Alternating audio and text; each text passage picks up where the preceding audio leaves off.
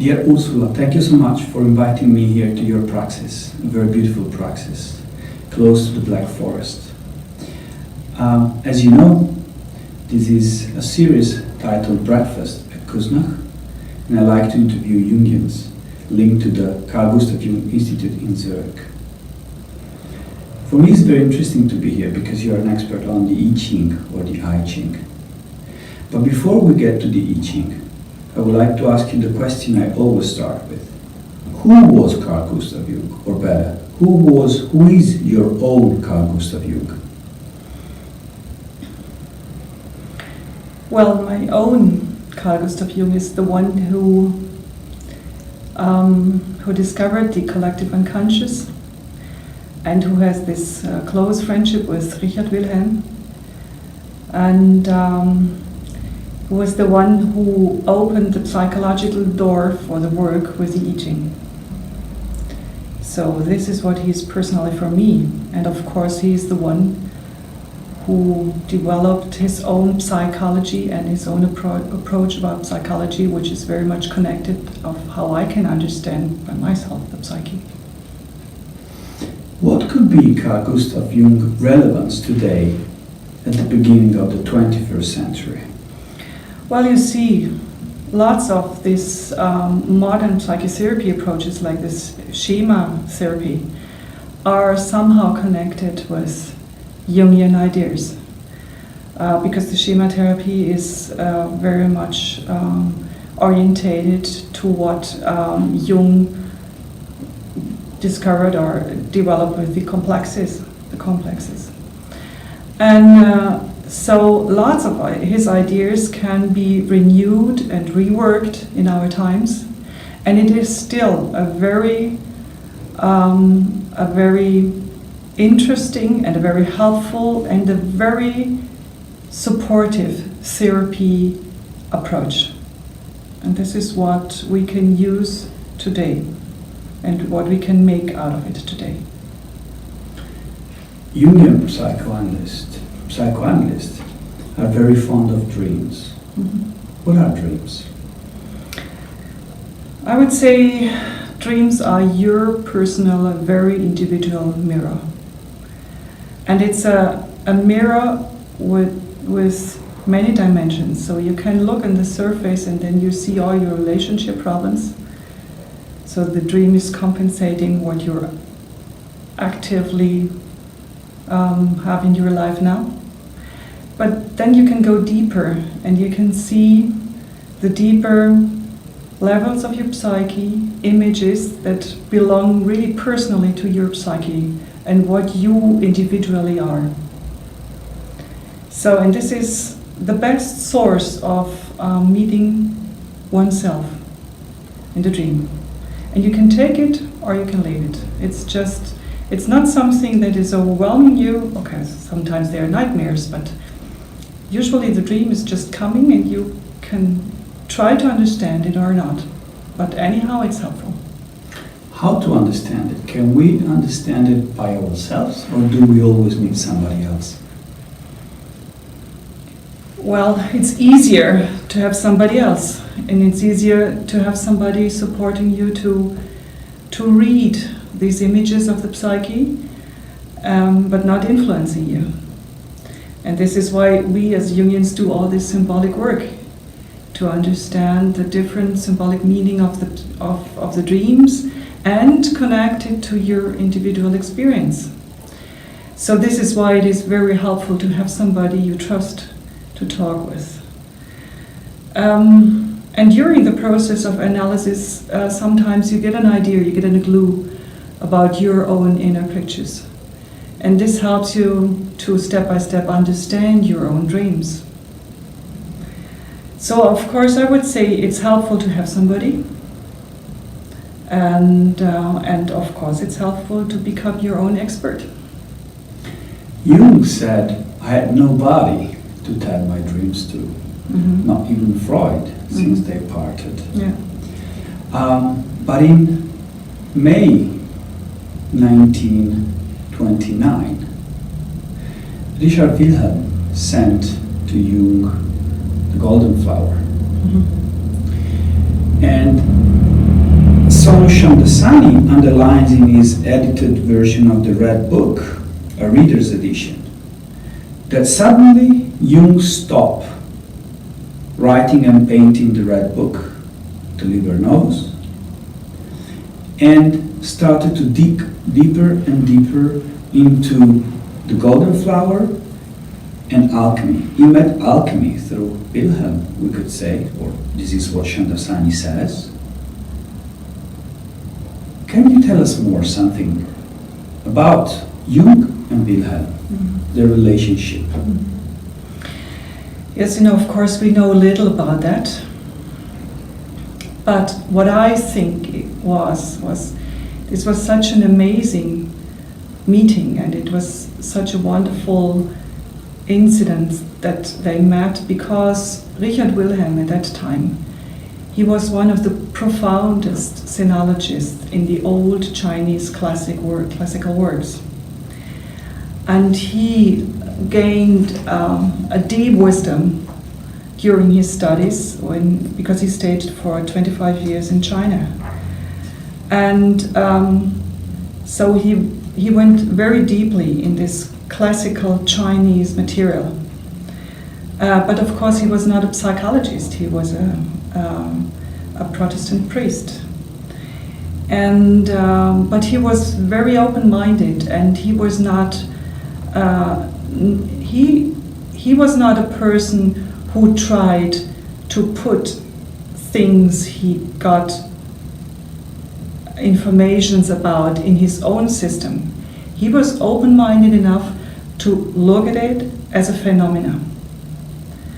And that's something you can see when you read his translations, that he did not do it in a very narrow-minded sinologist approach. He tried to understand the text in its meaning. Sometimes he put it a little bit into this Christian terminology, but however, he tried to really get an idea of the meaning of the text. So, and this was his great effort. And I think this was something Jung realized and could appreciate very much, because in one sense this was pure material he got. Pure material he needed to include it in his own work about the archetypes and about the alchemy. And of course it was a confirmation about his collective unconscious concept he discovered at that time. So this was really an amazing synchronicity. You mentioned meaning, the concept of meaning. Shamdasani underlines, in psychotherapy, quote, Jung sought to enable his patients to recover a sense of meaning in life through facilitating and supervising their own self-experimentation and symbol creation, end of quote. This is so interesting to me because after years working on his inner side, writing, dreaming, writing, painting, meeting the secret of the golden flower or writing the comment to it, he was able to leave the inner world, to find the strength to go into the outer world, to present his ideas. And here is where also he met his followers. He was not alone anymore. No, he was not alone anymore. And of course, this was why the I Ching was so valuable for him, because the I Ching describes in these 64 hexagrams complex situations. And these were generations of Chinese experts who worked on the I Ching, because it is a very old book and it was continuously commented until, let's say, modern days. And it was not him who has to do this. It was already done. It was only the thing to see it, to discover it, and to understand it in this way. By example, to understand the hexagrams in a with their psychological meaning and background. And so this was really something, a good opportunity to demonstrate how psyche expresses itself in this, let's say, philosophical and also very archaic source of wisdom, which is shown in the I Ching. Jung, thanks to Theodore Flournoy, got closer and closer to alchemical texts since 1910. Mm-hmm. But he also got closer and closer, although superficially we could say, to the Asian culture. Yes. Yoga, meditation, the mandalas and their center, the Tao, and then the I Ching. Why do you think is so? What was he looking for there that we in Europe couldn't find?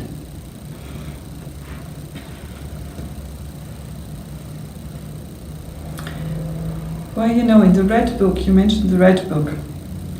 There he had a fantasy about the opposites. And he was not calling it yin and yang. It was just that the one begets the other one, and that the one creates the other side, which was the beginning also of his shadow concept. And he found this when he got an idea of Lao Tzu's Tao Te Ching. And there, in the very first words, is a very precise description of the self-concept, which was also Jung's concept. And in these few words, everything is explained: the two opposites, the shadow concept, the transcendent function, and the inner subjective opposites and the outer object opposites, like the shadow and the ego, or like the unconscious and the conscious. And this whole system is based on a concept of the unifying symbol. And the unifying symbol, like we have it in this Zen circle, is something you find in Asian tradition. And the Christian tradition is more orientated to the Trinity. And so the beginning, the very first beginning, in the unifying symbol, which is significant in the circle, this was something he found in the Asian culture. Jung wrote to Wilhelm on May 25th, 1929, "Fate appears to have given us the role of two bridge pillars which carry the bridge between East and West." Jung also wrote, "My acquaintance with alchemy in 1930 took me away from it, from the Liber Novus. The beginning of the end came in 1928 when Richard sent me the text of the Golden Flower, an alchemical treatise. There the contents of this book found their way into actuality, and I could no longer continue working on it, on the Liber Novus." And then he continues, "The text, Golden Flowers, gave me an undreamed of confirmation of my ideas about the mandala and the circumambulation of the center. This was the first event which broke through my isolation. I became aware of an affinity. I could establish ties with someone and something." Ursula, what is the content of The Secret of the Golden Flower? Well, the content is the combination of the idea of entity, duality, and quaternio. Is this the word? I don't know. Which means it is a very impressive work on the symbol of the ciphers of the numbers, which is of course connected to the mandala. because you again have the cycle there, and then you have the quarter within the cycle. And the whole thing is based on how human being can become aware and, let's say, conscious within the darkness of all these influences that create the world and the personal being. And it's again, let's say, an idea of how to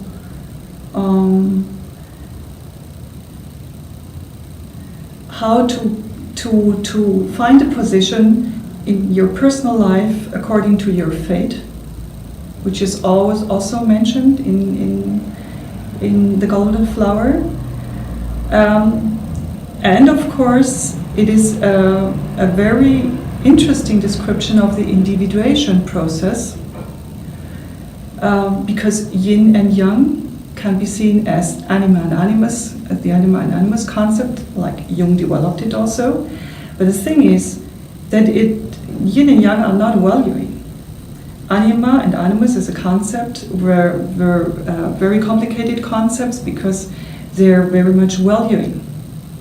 And this was also a problem Jung had with this concept.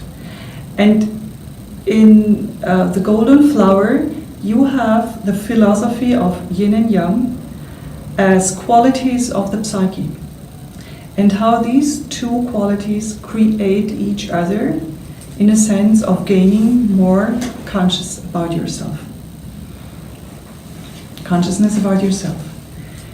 So, and let's say this is in short words what the Golden Flower is about. Yeah. What about the I Ching? What is the I Ching? Well, this is a bigger question. So, the I Ching says about itself that it could describe everything. It could describe everything that happens in the world. So it's a unifying description of everything that happens in the world. And the I Ching says that all these things that happen in the world are not chaotic. All this is happening according to a certain order. And the I Ching helps to discover this certain order. And even in terms of conflict or despair, something like this, it can help you to give you an idea or to find back to what your inner Tao, your inner path, your inner truth is. And it helps you to find a new position in what seems to be chaotic. Yeah? In a sense of just to try to understand the meaning of a certain situation, because you get an idea of what you don't see, what you don't understand, and what you don't want to see, of course. So it helps you to find your own place within things overwhelming you. Let's try to help those listening to us to understand how it really works. Mm-hmm. Imagine a patient comes to you, and this patient has a problem, Mm-hmm. whatever problem. I have a job offer on the other side of the world. I don't know what to do. Shall we ask the oracle, the I Ching? Yeah. Now, interesting enough, you mentioned two things. The one thing is the I Ching helps you to find decisions, to make decisions. And you mentioned that the I Ching is an oracle. And of course you can see the I Ching as an oracle. But this is not the expression we like to use in modern times because it's too obscure. Insofar, the I Ching says that it has a structure, can give a structure and order into, let's say, chaotic things. The I Ching says that it doesn't matter when you ask something or how you ask something, but if you ask something, you can get a certain answer. And it's up to you to give this answer a relevance. So you can ask your best friend this question and he'll give you an advice.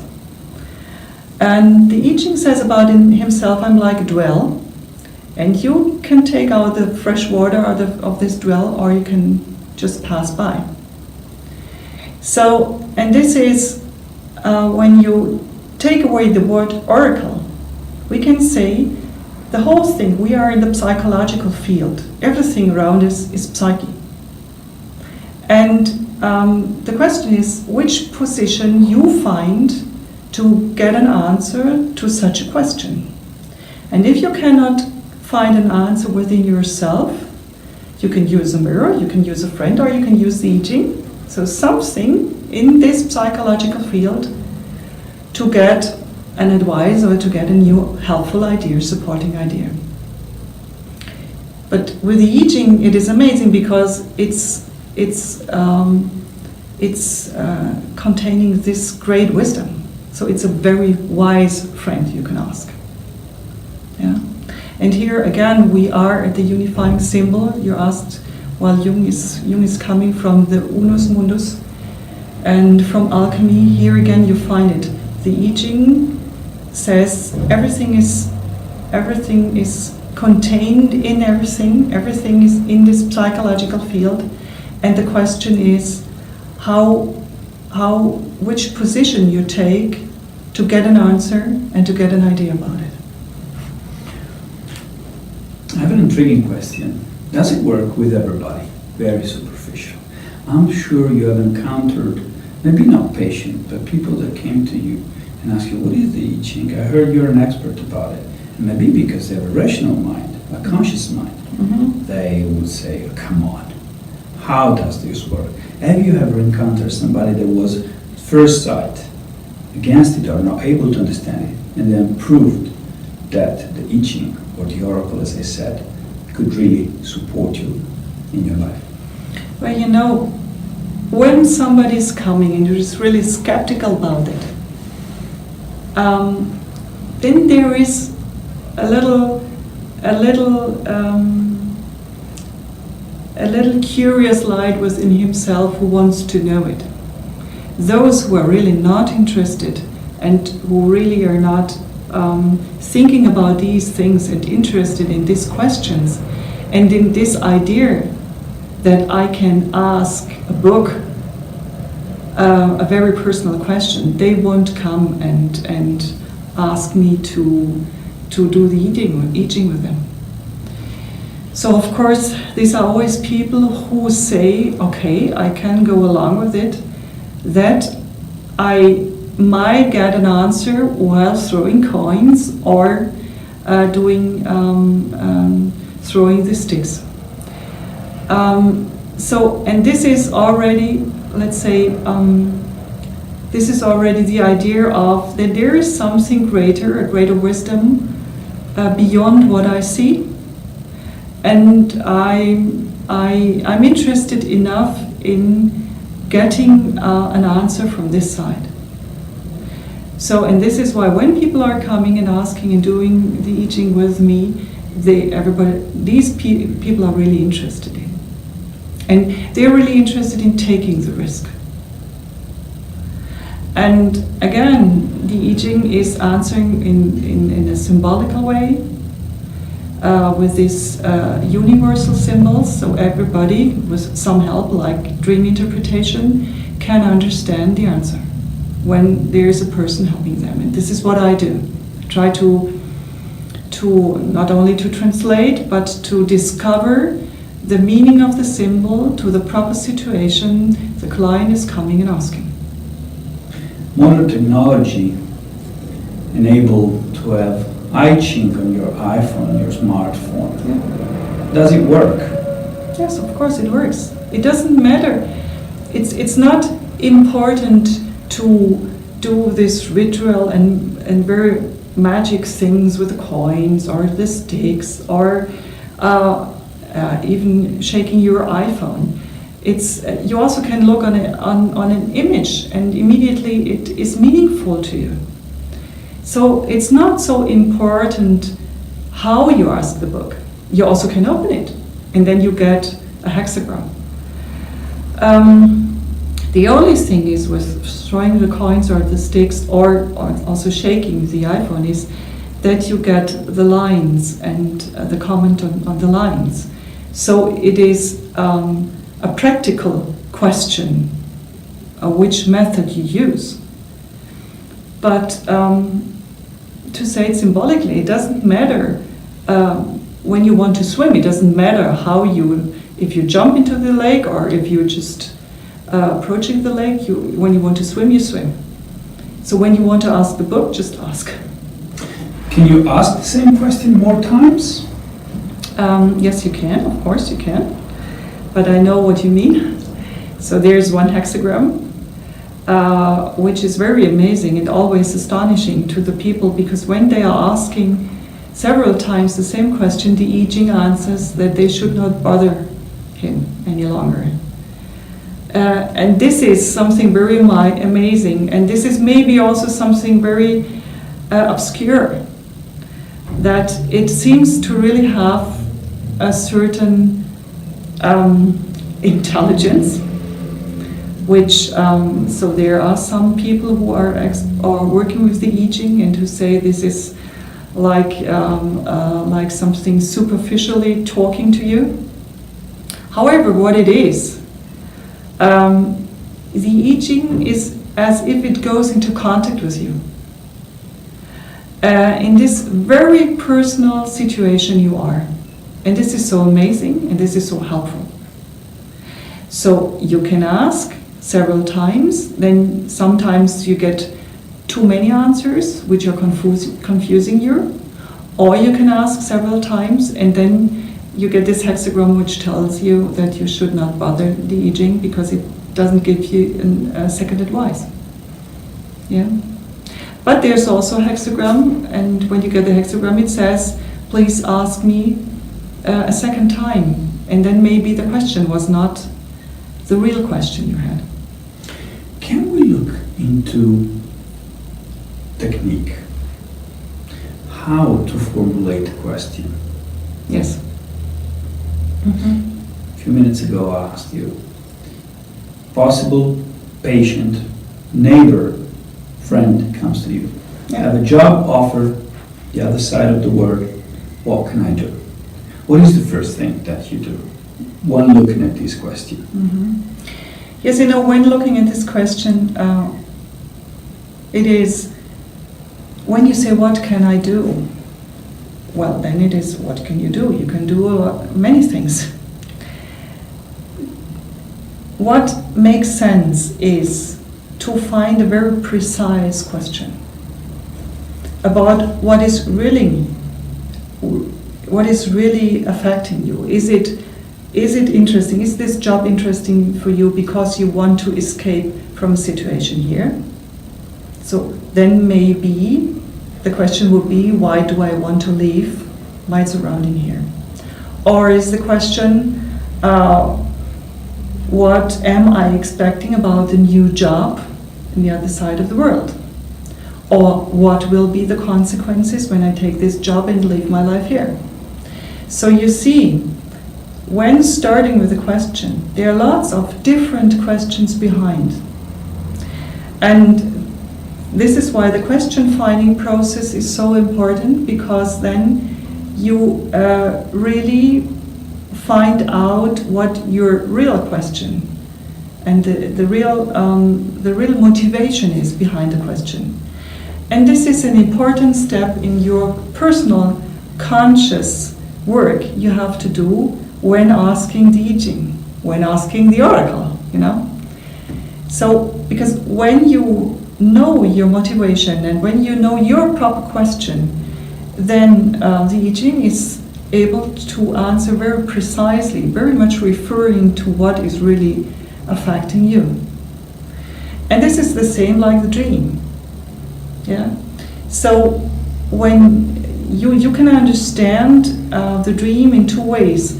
In a final way, in the sense of what is the development in the dream, what helps me to understand my situation now and gives an idea of what will develop out of this situation, or it's answering the why question. I don't like the why question very much because it does not make so much sense to explain the past. Yeah, it very often makes sense, and this is again much more connected with the I Ching. What is the situation now? What can develop out of this situation? And what is important for me now to understand, to survey, to accept, in the sense to be in accord of my individual development, which takes part now in this situation. And this is why we can talk about the I Ching to be an oracle, because the I Ching says, I see the seed in a situation, and I can tell you something about how it will turn out, how it will develop. And this is the great relevance of the I Ching. And this is also the differentiation to all the other things, because it is really referring to the proper situation. Yeah? And then you can get a very individual answer. Step 1 is to find the correct question. Yes. Step 2 is to throw the coins, yes, throw the sticks, open the books, yep, shake the iPhone. yep, With the coins, which, as far as I understand, is the method you use the most. How do you use it? How does it work?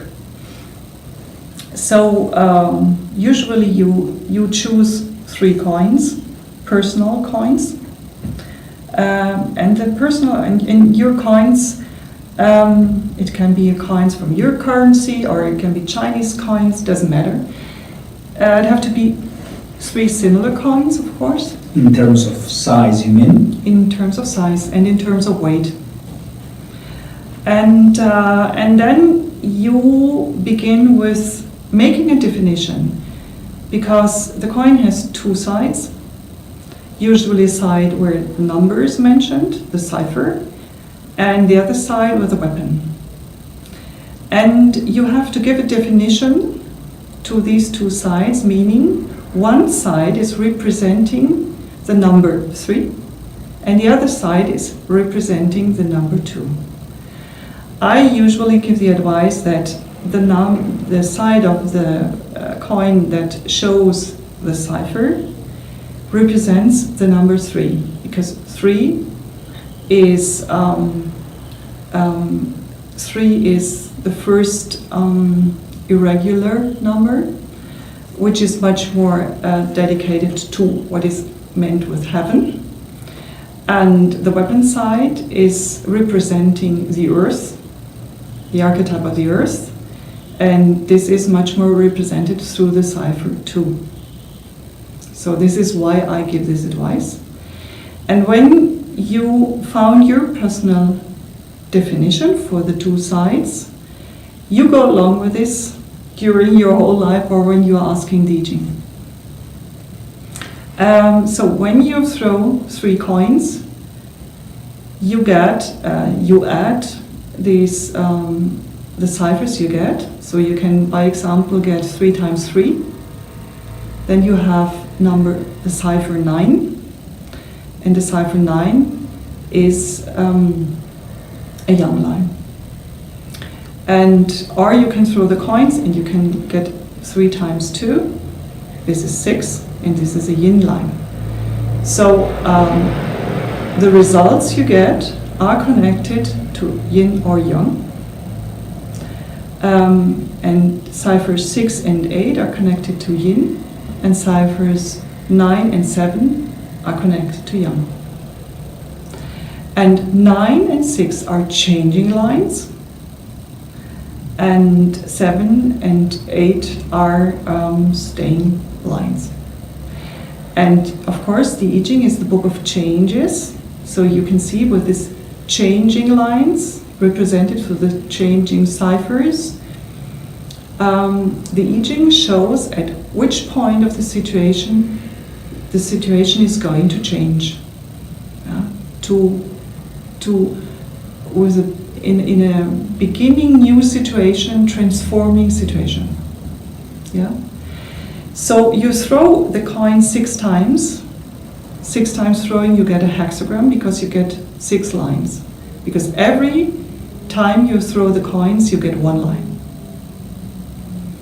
And when you throw it 6 times, you got the hexagram with the changing lines. And then you look at the book and try, and then you identify which hexagram you got, and then you read the comments there. Mm-hmm. You said that there are 64 hexagrams, Yes. and now that you have not 1 but 2 I Ching books. Yeah, I have the German one and the English version. So, Can you give me an example of how you work with it, how you support the patient with decrypting the answers, Yeah. reading an hexagram? Yeah. Yes, of course I can. So I remember a woman coming. She was in her middle 40s, and she had serious problems with her partner. And like it always is, it is a typical complex situation. She was, there were lots of emotions which were struggling with each other. So she was afraid about maybe this is going to a separation. She was angry with her partner. She felt alone. She felt helpless. She was mourning. And of course, you see all these different emotions are connected with different experiences in her life. By example, her mourner was because she remembered another situation where she lost an important person in her life. And her anger was because she felt that there is something between them, which is like a blockade, and that she cannot come closer to her partner, and she did not know what it was. And her anxiety was, of course, that it will turn out to come to a separation. So she was mixed up with all these different emotions. And well, of course, she wanted to ask the oracle to where the relationship goes to or develops to. And then I told her, and then I said to her, okay, if you ask a question like this, maybe you think that something or this decision, this is not a decision, that the whole situation is influenced by a sort of fate outside of you. And then she said, yes, well, I feel like this. It's not me anymore acting in this relationship. It's all these things happening around me. And then I said, well, but then then maybe you are too much connected to your fate or to circumstances you cannot influence. And I think this is the reason why you feel so overwhelmed. And the question is, what is really connected with you? What you can do in this situation so that you feel more capable. So this was the first thing, or the first idea that she got, that she saw, yes, I'm also a part of the situation, and I cannot delegate the solution of the situation to the fate or to this book. I have to find my own way how to go along with this problem I have. And then I asked her, but tell me more about the problem you have.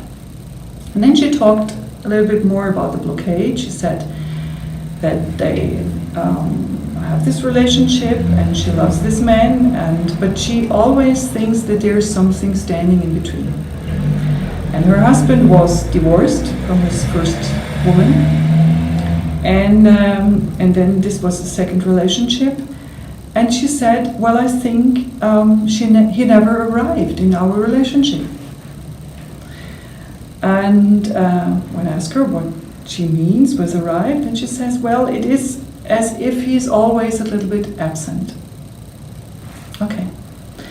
So, and then to shorten this a little bit, I asked her what she wants to ask the I Ching. And then she says, well, my spontaneous question is, how will this relationship turn out in the near future? And then I said, well, this is what I said before. You are delegating the question to your fate. You can do this, of course. You're allowed to ask everything.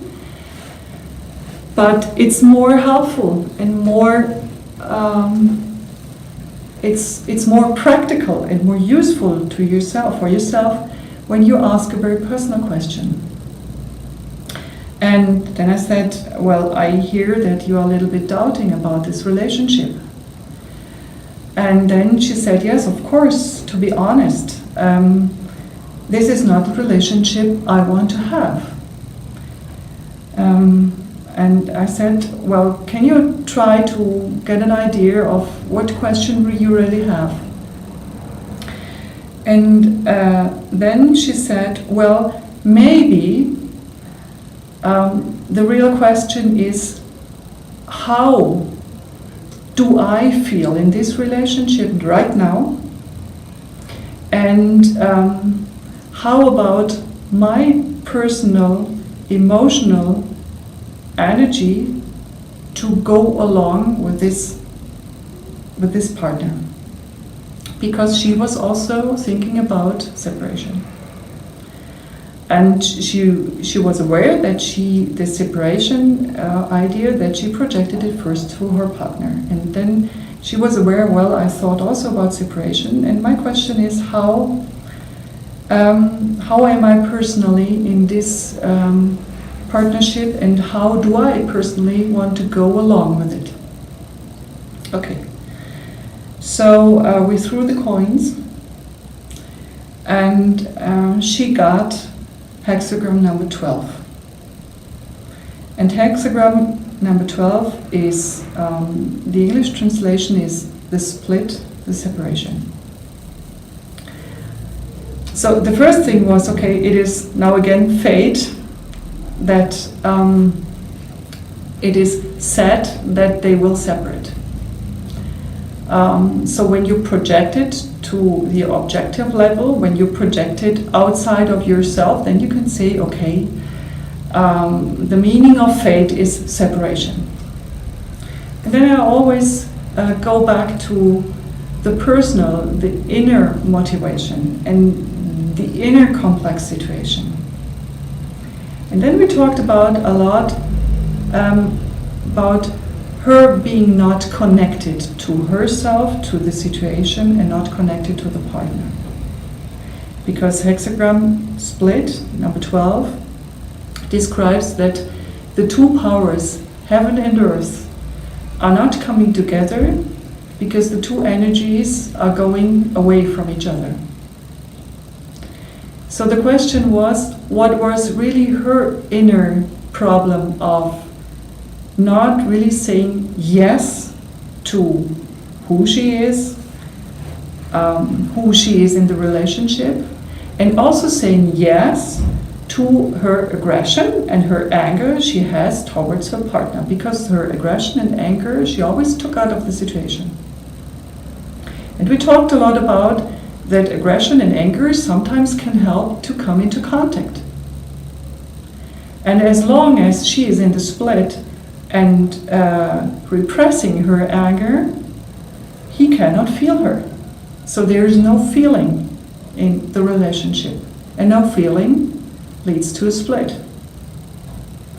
And when she is not connected with the assume of her inner feelings, she is not connected with herself, so this is also a split.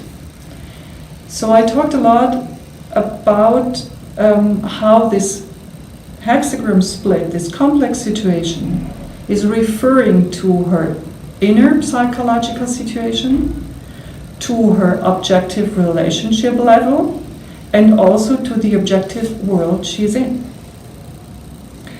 And then she came to the point that she realized that this mourner aspect in the whole situation, because she was afraid that her partner will leave her or that separation is coming, and that this mourner aspect is one of the first splits in her life, because there she could not show and express her feelings because she lost a beloved person. She could not express her feelings, and she covered these feelings inside herself. And outside, she always played the nice person. And she played the nice person, and she was very successful with it. But of course, this inner part was always separated. And so the transforming line was the line number the 6 at the beginning. And the 6 at the beginning says, in short words, when ribbon grass is pulled up, the sod comes with it.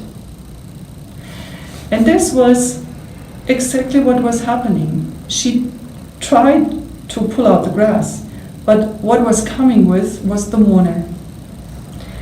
And she saw that she had to reprocess this because she said, I have to refine my lost feelings, because I realize now without these feelings I cannot arrive in a true relationship with my partner.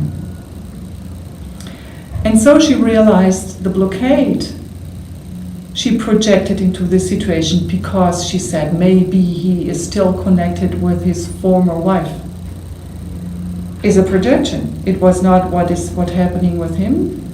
This was something what happened with her, that she was unconsciously connected with something happening in her life before,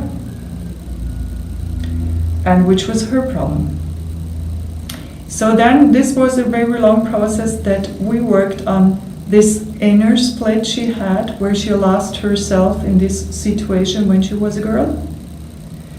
And then that she could take the courage to express her proper feelings, also, let's say, negative feelings. There are no negative feelings, but also this not very much accepted feelings, that she could express this in her relationship and all the relationships around her. And this was a process over weeks, several weeks, and suddenly she felt more alive. Yeah, because she had more feelings. She was not so depressed anymore, and she was not obviously depressed. This was really depression which was very much hidden behind. And so she felt, I feel much more alive. And what happened was, of course, that she went outside and she met two other men, which seemed to be very interesting. And so her partner became jealous, and they got great discussion, about their relationship. And the whole thing led to a good progress in their relationship. Yeah. So you see, what at the beginning could be understood as separation, in the sense of that they are going to separate as a couple because he is the problem, yeah, went into a completely other direction, that she could solve a subjective inner problem, yeah, and then see that this separation is something meant within her, and taking the responsibility for that, she could solve the relationship problem. So, and there was no separation at all, and she took the courage to talk with her partner about his first marriage and all the questions she had. And of course she had this mourning process with her, which was her own story, and the whole thing led to better understanding of the situation. Usually it's told that psychoanalysis is the development of the personality, Mm-hmm. of your own personality, your true personality. Yeah. But this story, this case you just mentioned, sounds to me a revolution. Mm-hmm. Do you believe psychoanalysis is meant for revolution? And which kind of revolution? Well, revolution is a political word. And I think we Jungians, we would prefer to talk about transformation, changing, and well, when we go back to what I described with this woman, of course it was revolutionary for her to take her projection back to see where her proper problem was. Because people avoid this. Everybody of us knows. We prefer to project and we prefer to see the problem in the other. So this is a sort of revolution when you are able to do that. Because you always have to take really your whole courage to do it. This is what Jung says, everybody does not like to meet his own shadow because his shadow is ugly. And the shadow is always challenging us. And this is also the part of, when you talk about revolution, it's the challenging aspect of the whole thing. And challenging also means that you really have to go through the suffer and also go through the joy. And lots of people are afraid of being happy and to be joyous. Sometimes they prefer to suffer. And this is also a sort of revolution to accept. So if I come to this point where I realize who I am in this situation this woman has, then I really feel happy and I can enjoy this progress. And sometimes this is revolutionary. Yeah. Because then you really get an inner standing, a new inner standing. And you must be honest to say, well, I solved something. And I got an idea or something about myself, and I'm proud about it. Yeah. So I think this is revolutionary. But I would not use this word. I would say when you take your own chance to do this transforming process, even if it's harmful, and even if it's shaming, and even if it's sometimes very sad, yeah. But there are also other feelings around it, and this is making you more feeling about who you really are in all the variety of feelings you have. And of course it helps you to find your position in the proper situation now. Yeah. Not fleeing into the past and not seeking for whatever in the future, but really arrive in this proper situation in your life. Yeah. And this is for me something that is really connected to a feeling of vitality. Yeah. And being connected now. Yeah. Thank you, Ursula. Thank you very much. It has been a pleasure to listen to you. Thank you very much. Thank you for this interview and these interesting questions.